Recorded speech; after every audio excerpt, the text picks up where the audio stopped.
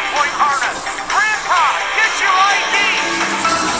Shortly, because ladies and gentlemen, it is showtime. You're listening to the Dirt Racing Podcast.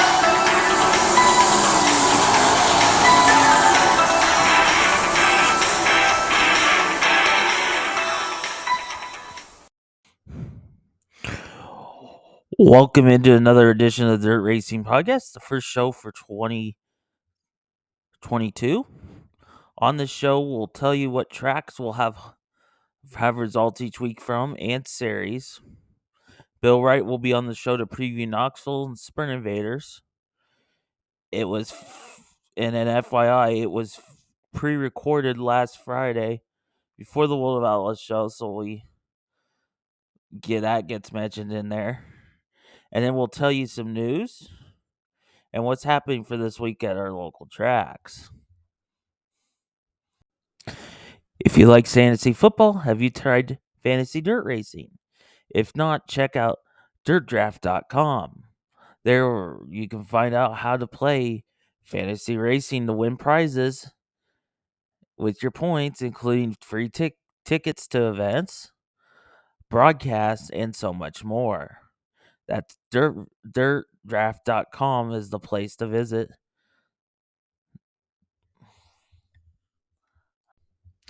First of all, the news. One of our tracks is now going to have live streaming each week. 34 West Raceway in West Burlington, starting this weekend, will be every weekend on Flow Racing. So that was a big news story. Also, the rumor is Kerry Matson will be coming to race Knoxville Saturday night. He's a driver for Off Motorsports out on the West Coast. One of their many visits in the Midwest this year. Now to the tracks we're still going to cover in series. Of course, we're going to cover Knoxville on Saturday nights. The Marshalltown Speedway, which is on Friday, live always on Flow. The CJ Speedway, that's Friday night. The 34 Raceway, which is on Saturday, live on Flow now. The Southern Iowa Speedway on Wednesday nights. And now the Sprint Invaders is going to be another one we'll cover. We talk about it coming up soon. Up next, Bill Wright. Getting ready for the season with Knoxville Preview and Sprint Invaders with Bill Wright. How's it going, Bill? It's going good, Marshall. If it ever warms up, we might be racing, huh? Hopefully this week we will be. Yeah, we already lost the Sprint Invaders opener, didn't we? Yeah. So, but it's looking exciting. Looking like there'll be a lot of cars at Knoxville for sure. With some new faces, and so we're looking forward to that. And new teams like defending champions changed. Teams. Absolutely. Of course, Davey Hessing's going to drive for Matt Morrow this year in the 410s. So that'll be a cool deal with Matt's team moving up to 410s and Davey Hessing being the driver there. And, of course, probably parked right next to him will be Ryan Giles in the 2KS and the TKS Motorsports team. So he'll be a new driver for that team as well. And then I know Brian Sunby's stable down on the end with Presley Trudson and A.J. Muller. We'll also see Tim Estenson from North Dakota. He'll be there every week. And Landon Hansen from Newton will be there every week, I think, too, in the 410s. So there's a few rookies there in the 410s. And, we expect to see, of course, Ayrton Jenathan had a good year last year, and we expect to see him a little bit this year, and maybe Ben Brown from down that area, 25, I know. Yeah, of course, that's probably one of your leading contenders for Rookie of the Year is J.J. Hickle in Brandon Eichenberry's car, the 25, the Deuce 5 Motorsports car. And Austin McCarl will have a new look in the Country Builders 88 this year as well. So, a lot of changes in the 410s, which is a good thing, and some new faces as well. And 360 is a lot. Yeah, the 360s, of course, driver who drove the full USAC Midget Series last year. Chase Randall from Waco, Texas will be here in the 360s So that'll be pretty interesting. Devin Wignall has bought a 360 as well. I think we'll see him for sure with the Sprint Invaders all the time, and at Knoxville once in a while too. And I seen Cam Martin. Cam Martin as well. Yep, he'll move up from the pros, exactly. So one going the other way is Mike Johnston. He said that he's going back to the pros. And we'll see Cade Higday again in the pros. And of course, the Crash ended his year last year. Early. Yep, early on. So that should be interesting too. Just the new blood in general around here. Yep, and there's probably, there's always a few that are starting out in the pros that we haven't even heard about yet. In the 360s, of course, Shaylee Bates, she'll be here every week, she said, and from Nebraska, and also Tony Ross will be back from Nebraska. So they struggled early on. Yep. So that should be interesting to see those two teams coming over from Nebraska too. So. And then in a couple weeks, you have the Jackson-Knoxville doubleheader where it pays $3,000. Mm-hmm.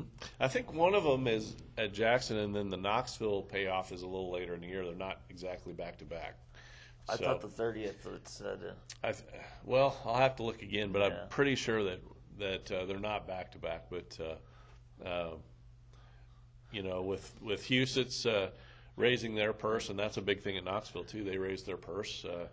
Every 410 race will pay $5,000 to win, and it pays much better through the field. So I think that's going to entice a lot of visitors coming in that we'll see once in a while.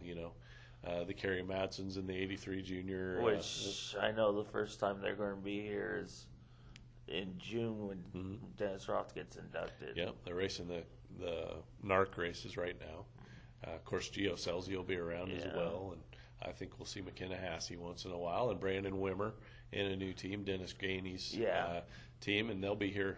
They're planning to be here opening night, and I think Brandon will be here a few times this year. And Dennis wants to race the car. Sometimes I think even if Brandon's not here, he'll have someone else in the car. So that's another new team that's pretty exciting to have around. And then Sprint Invaders front. Yeah, it gets rolled back all the way to May. The veteran Knoxville fans will remember Johnny Anderson. His son Jack will be racing with the Sprint Invaders on a regular basis. And so that'll be fun to see. Jamie Ball will be in Kevin Hetrick's car this year with the Sprint Invaders. The Sprint Invaders. Yeah, and so it'll be an interesting year for the Sprint Invaders. That's a series that just keeps going on, and they've added a race or two this year. They're going back to Peoria after an absence there for quite a few years, and back to Quincy. Of course, Quincy hasn't even been open the last couple of years, so and it's now called the Adams County Speedway, which is pretty confusing for us here in Iowa. But so that'll be interesting. Of course, East Moline enjoyed having us for the fair races with the Sprint Invaders, and they'll have us back, and the usual fair dates. And after several years' absence, Bloomfield's back on the schedules too. So you'll have some good fair races there. If you like county fairs, you get a Thursday night or a Wednesday night during the week and you want to go see sprint cars, check out the Sprint Invaders schedule. And then your deal's changed this year. It's going to change. They haven't totally announced it yet, but talked to some of our supporters, including you, and we're going to change to a Knoxville Huset's Point fund. So if anybody wants to donate to that, can do that. In addition, I'll announce right here that we're also going to pay $100 for QuickTime each of the weekly shows at Knoxville.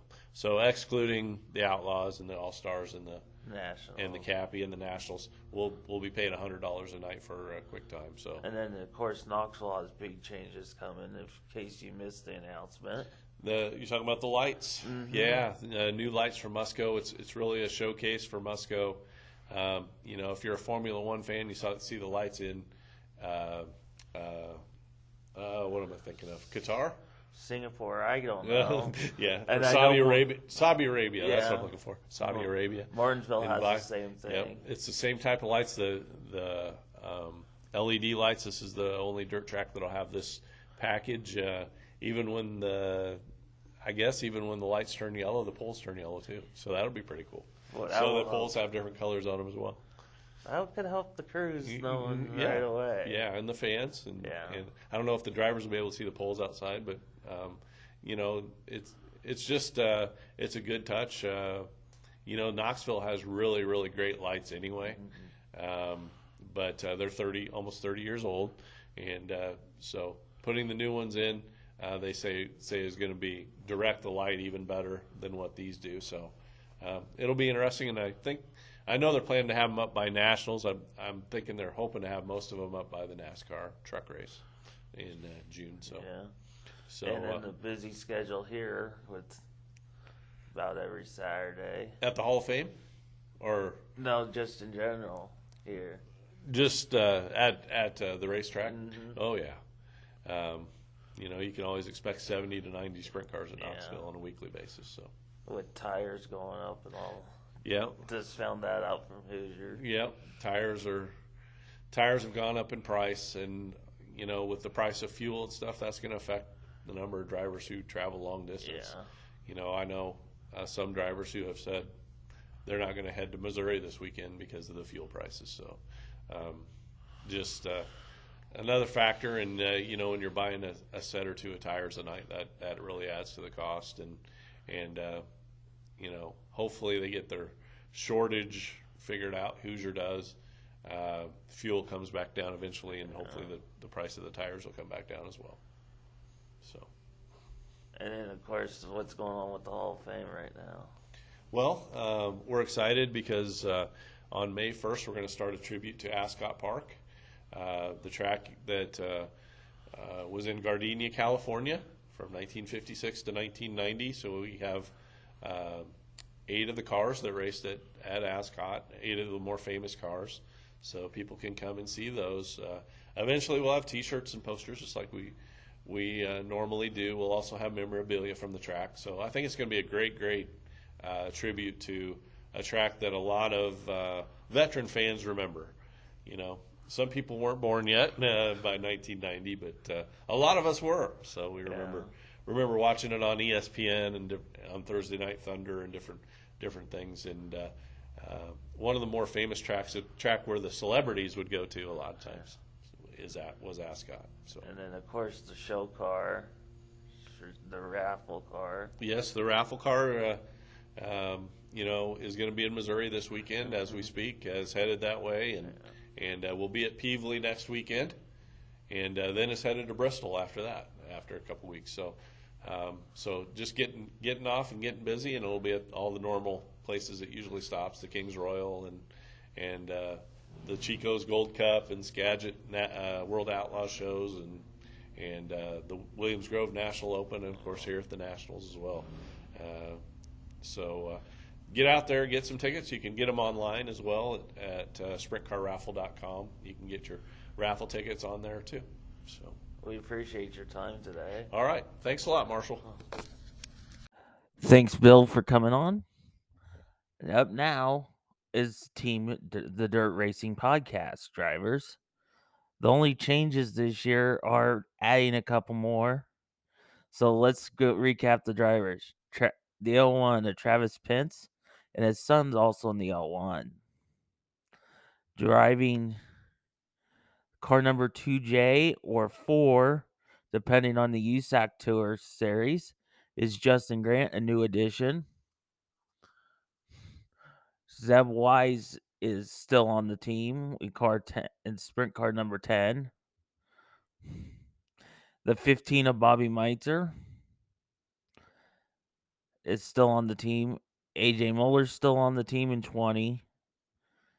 In the 7X for midget, and don't know whenever he races sprint car, whatever his number is going to be, team has Thomas Meserol. Also, we have on the East Coast the 23D of Devin Dobie. Then we have the McCarls and Terry in 24, Carson in 27, and Austin in 88. And then, of course, Skylar G, another East Coaster driver that you'll see a lot of times with the All-Stars, in 99. So that's the team for now. It's always a change, could be changing. And like I mentioned, I'll mention this. If you did see the Shamrock Classic, seen I did a couple videos and stuff on the Facebook page. That's going to be a more frequent deal this year. Is the Twitter's getting used more for some quick results and chime-ins during a race night. And always the Facebook page. You never know what I'll have on there. Could be interesting. So check those two things out. Now for the weekend. Marshalltown Speedway has a change to their schedule this week. They postponed the King of the High Banks to a later date to be determined. It'll take place this year. But they are going to race Friday night with modifieds. They're saying 1,000 to win. Stock cars 750 to win. Sport mods and hobby stocks 400 to win. IMCA compacts and mod lights on the schedule for 250 to win. And that's, of course, you can watch it on Flow. And it's not for points this week, by the way. Over at CJ Speedway, their points opener happens this Friday night with the IMCA hobby stocks, the sport mods, sport compacts, stock cars, and modifieds. Over at 34 Raceway, it's the big Slocum 50 weekend.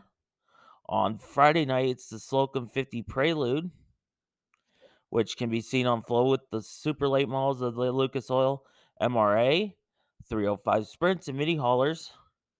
And then Saturday night, that's a 5,000 to win show. The 14th annual will happen on Saturday. The same class of late models, still the 305 Sprints, and then you add the stock cars. So the big Slocum 50 this weekend. Also, it's season opener at the Knoxville Raceway, where it will be the 410s, 360s, and 305s. Oski will join the fray the next week on the list.